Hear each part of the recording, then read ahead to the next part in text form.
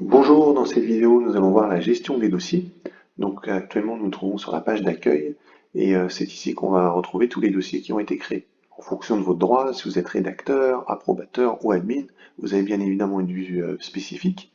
Donc tout d'abord, il y a la partie recherche qui nous permet de rechercher un dossier spécifiquement ou les dossiers liés à une personne. On peut aussi s'aider d'un filtre pour gérer un filtre par modèle de document ou par statut.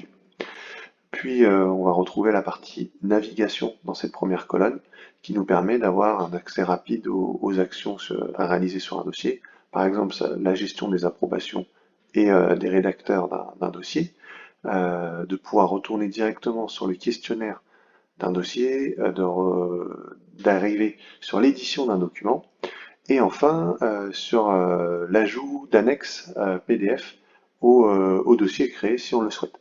Voilà, puis nous avons toute la partie information sur la nomination du dossier, la partie rédacteur, approbateur, la date de création, on peut aussi classer par date de dernière modification, le statut du dossier, donc nous avons en cours de rédaction, en attente de validation, validé et approuvé, et enfin des actions sur l'ensemble d'un dossier comme la duplication, l'archivage ou encore la suppression. Là encore, en fonction de votre rôle sur un dossier, donc si vous êtes rédacteur, approbateur ou admin, vous avez des actions différentes. Nous allons maintenant cliquer sur un dossier, par exemple celui-ci. Voilà, donc c'est ici qu'on va récupérer tous les contenus qui vont être générés sur ce dossier.